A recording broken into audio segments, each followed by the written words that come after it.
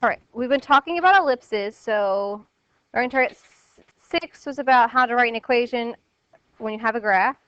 Then 7, you have an equation, you're trying to find all the information so you can graph it. So we did the flip. And then learning target 8, they give you information, you have to write the equation.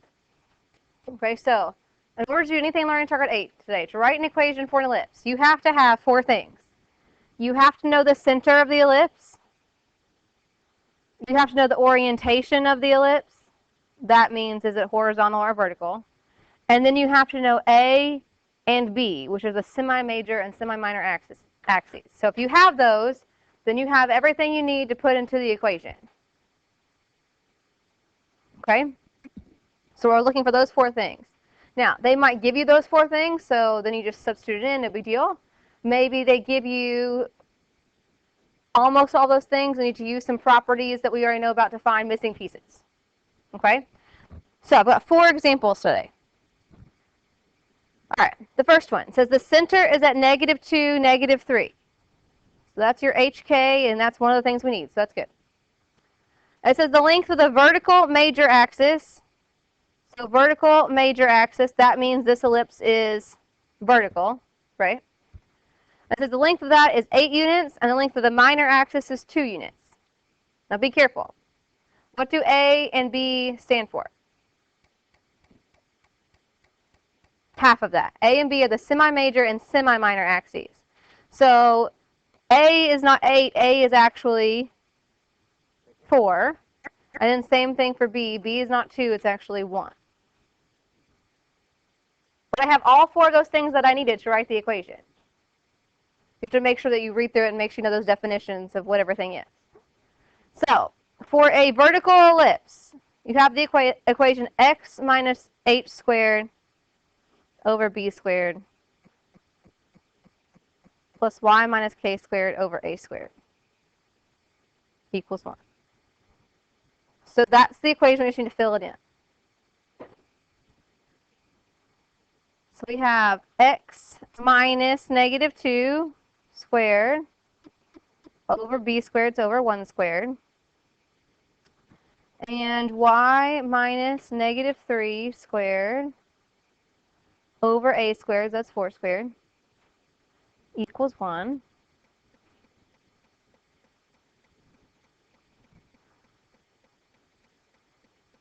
And it would be nice if we clean that up.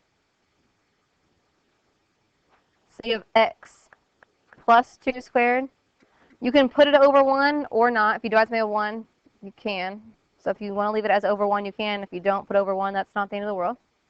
And then y plus 3 squared over 16 equals 1.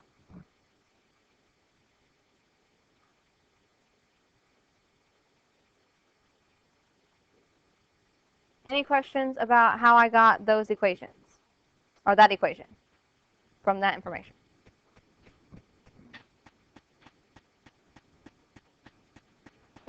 Okay. On the next one, it says the foci are located at -1, 0, and 1, 0, and a equals 4. So they give us one of the 4 pieces of information, and actually from the first half, we can figure out the other stuff. We should think about it for a second. If I graph these points, -1, 0 is right here, and 1, 0 is right here. There are some things you're supposed to know about the foci. 1, the foci are always on the major axis. So the foci on the major axis, is this horizontal or vertical?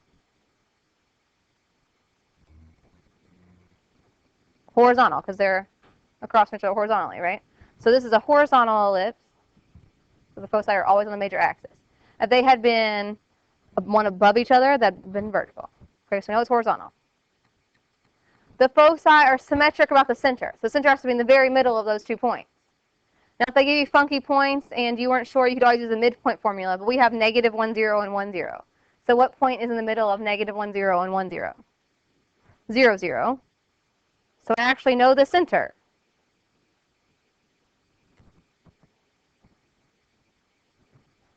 So the only thing I'm really missing is B. And I can't get B directly. Right, there's not a way to just come up with B at this very second, just looking at it. What I can find is I can find C, and then there's an equation I can use to find B once I get there. So it's going to be like this a roundabout way to get there, okay? So if you remember, C is the distance from the center to a focus. So if the center is at 0, 0, then C is this distance. So how far away is that? 1. So C is 1. And again, we have an equation that says C squared equals A squared minus B squared. That's from your note sheet. So I have C and I have A, then I can figure out what B is. Does that make sense? I've got 1 squared equals 4 squared minus B squared.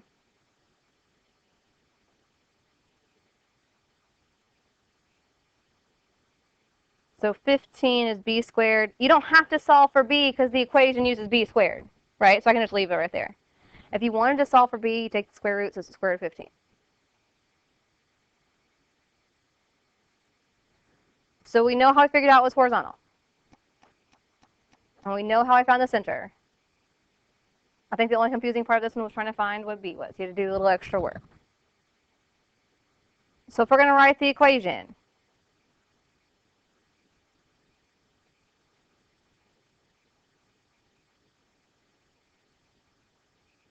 we're just going to fill this in. So x minus 0 squared is just x squared.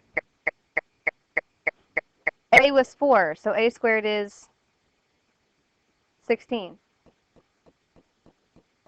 Y minus 0 squared is just y squared. And b squared is 15, so we just put a 15.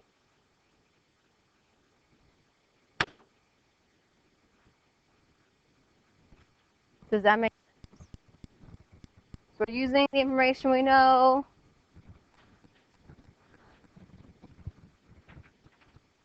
Using those properties we talked about that first day to be able to figure out the missing information.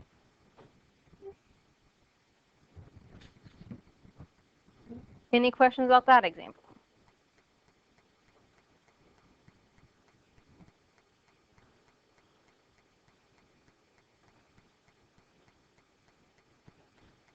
All right, on this next one. The center is at 1, 2. So I know HK. It's one of the 4 things. That's good. The major axis is parallel to the x-axis. So this horizontal or vertical? Horizontal. It says an ellipse passes through points at 1, 4, and 5, 2. I'm going to go ahead and graph this. Hopefully those are vertices so I know what A and B are. If not, this would be really tricky. So if I make a quick graph.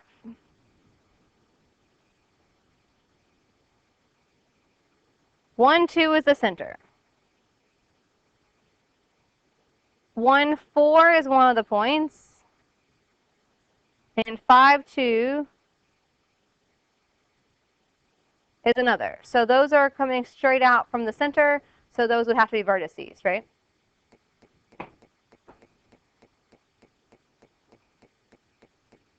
We already know it's horizontal. So it makes sense that the horizontal distance is longer than the vertical distance. So the horizontal distance from the center to a vertex, that's A. So what is that distance, just by counting?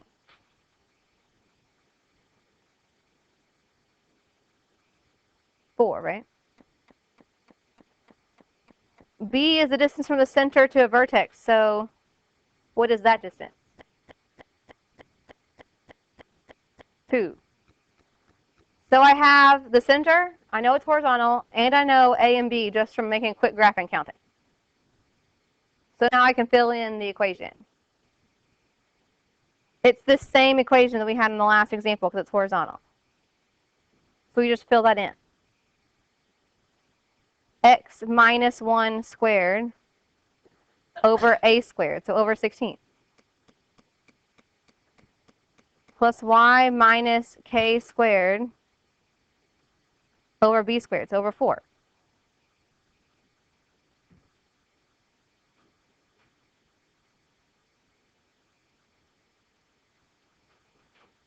Questions about that one?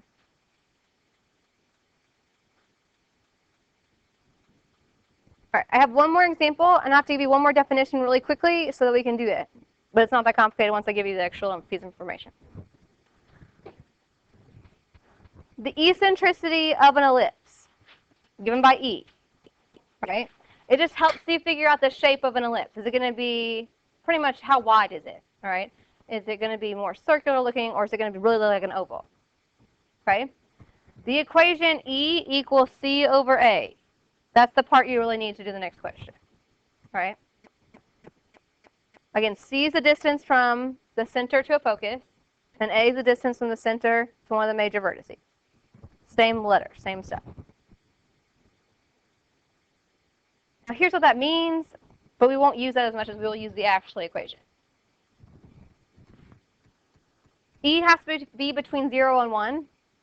So if E is close to 0, then you have the foci really close to the center, so it's not going to be as wide and like oval shaped, right?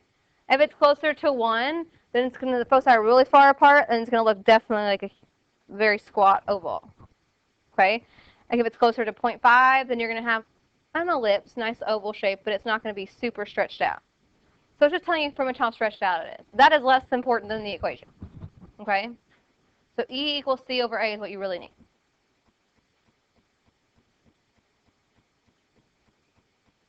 Questions about that? All right, so one more example using that little piece. This time, same stuff, we're writing the equation. We still need the 4 things. The center is a horizontal, vertical, and A and B. The center is at 3, 1. So I know H and I know K. The vertical semi-major axis. So it tells me that it's vertical. It tells us it's semi-major. So if it's major, then it's vertical. And the semi-major axis is 6 units long.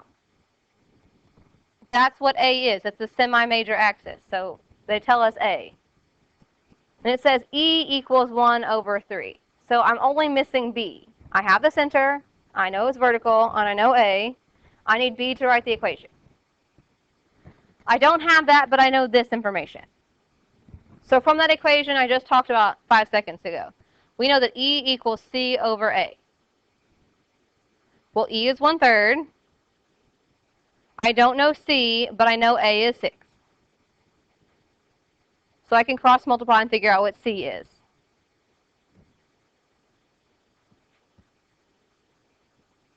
C is 2.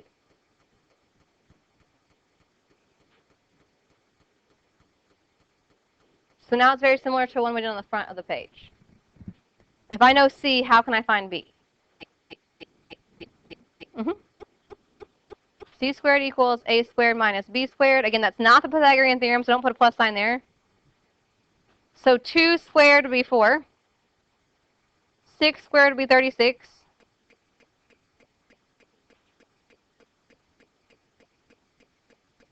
So 32 is B squared. Again, we don't need to know what B is really. We just need B squared for the equation. So you can take the squared if you want to, but you're going to square it again in a second.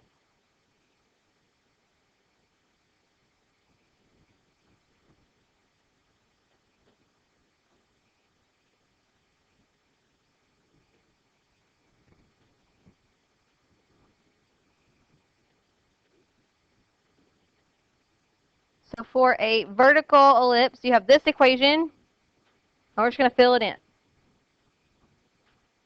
So you have x minus 3 squared over 32 over b squared, which is 32.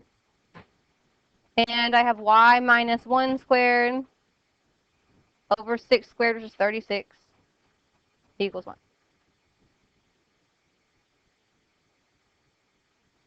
So you have to know your properties of an ellipse to answer these questions. As long as you have those 4 things, you should be in good shape. If you know the center, it's horizontal and vertical, and A and B. And you should have some way to figure all those things out with all the questions I gave you. Any questions on any of those 4 examples about where I came up with the answer?